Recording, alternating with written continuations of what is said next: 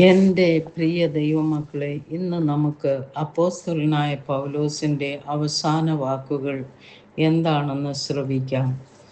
തിമോത്തിയോസ് 4:7 ഞാൻ നല്ല പോർ പൊരുതു, ഓട്ടം തികച്ചു, വിശ്വാസം കാത്തു.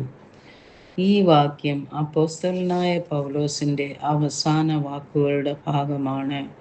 അവിടെ അവൻ തൻ്റെ ജീവിതത്തെയും ശുശ്രൂഷയെയും പ്രതിഫലിപ്പിക്കുന്നു. പ്രയാസങ്ങൾക്കിടയിലും താൻ ദൈവത്തോട് വിശ്വസ്തനായി നിലകൊള്ളുന്നു എന്ന ആത്മവിശ്വാസം പ്രകടിപ്പിക്കുന്നു. വിശ്വാസികൾക്ക് അവരുടെ വിശ്വാസത്തിലും ദൗത്യത്തിലും ഉറച്ചു നിൽക്കാനുള്ള പ്രോത്സാഹനമായി ഇത് പ്രവർത്തിക്കുന്നു. പൗലോസ് റോമിൽ തടവിലായിരുന്നപ്പോൾ അപ്പോസ്തലനായ പൗലോസ് തൻ്റെ അനുയായിയായ തിമോത്തിയോസിന് എഴുതിയ കത്താണിത്. പൗലോസിൻ്റെ രക്തസാക്ഷിത്വത്തിനു മുമ്പുള്ള അവസാന ലേഖനമായി ഇത് കണക്കാക്കപ്പെടുന്നു. ഇവിടെ പൗലോസ് തൻ്റെ ജീവിതം അതിൻ്റെ അവസാനത്തോടടുക്കുകയാണെന്ന് സമ്മതിക്കുന്നു. അതിന് ഒരു പാനീയയാഗമായി താരതമ്യം ചെയ്യുന്നു. പരിശോധനകളും പീഡനങ്ങളും കഷ്ടപ്പാടുകളും ഉണ്ടായിട്ടും താൻ ദൈവവിളിയോട് വിശ്വസ്തനായി നിലകൊള്ളുന്നുവെന്ന് തിമോത്തിക്ക് ഉറപ്പു നൽകുന്നു. ഈ വാക്യത്തിൽ പൗലോസ് തൻ്റെ വിശ്വാസയാത്രയെ വിവരിക്കാൻ ശക്തമായ 3 രൂപകങ്ങൾ ഉപയോഗിക്കുന്നു. ഞാൻ നല്ല പോരാട്ടം നടത്തി, പാപം, തെറ്റായ പഠിപ്പിക്കലുകൾ, ലൈംഗിക പ്രലോഭനങ്ങൾ എന്നിവയ്ക്കെതിരായ ആത്മീയ യുദ്ധത്തിന് ഊന്നൽ നൽകി. പോൾ തൻ്റെ ക്രിസ്തീയ യാത്രയെ ഒരു യുദ്ധത്തോട് ഉപമിക്കുന്നു. ഞാൻ ഓട്ടം പൂർത്തിയാക്കി. ക്രിസ്തീയ ജീവിതം ഒരു മാരത്തോൺ പോലെയാണ്. അവസാനമെത്താൻ സഹിഷ്ണുതയും ശിഷ്യത്വവും സ്ഥിരോത്സാഹവും ആവശ്യമാണ്. ഞാൻ വിശ്വാസം കാത്തു സൂക്ഷിച്ചു.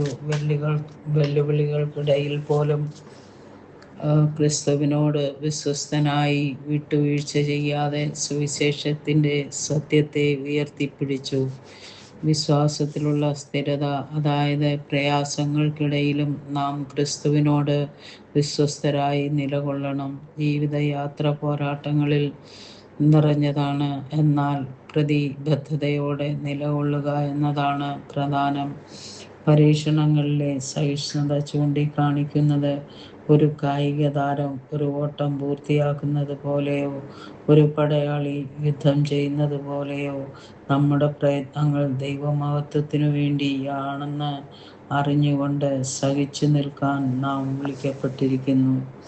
നിർമ്മലതയും പ്രതിബദ്ധതയും എന്നത് കേവലം ദൈവത്തിൽ വിശ്വസിക്കുന്ന വിശ്വാസം നിലനിർത്തുകയല്ല, മറിച്ച് സത്യസന്ധതയോടും സ്നേഹത്തോടും നീതിയോടും കൂടെ ഒരാളുടെ വിശ്വാസം സജീവമായി ജീവിക്കുക എന്നതാണ്.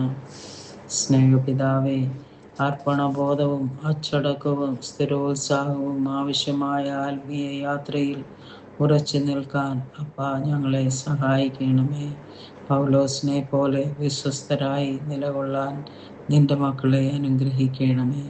അങ്ങനെ ഒരു ദിവസം ഞങ്ങൾ നന്നായി പോരാടി, ഞങ്ങളുടെ ഓട്ടം പൂർത്തിയാക്കി, ഞങ്ങളുടെ വിളിയിൽ വിശ്വസ്തത പുലർത്തി എന്ന ആത്മവിശ്വാസത്തോടെ പറയുവാൻ നമുക്ക് കഴിയട്ടെ. യേശുവിൻ നാമത്തിൽ തന്നെ. ആമേൻ.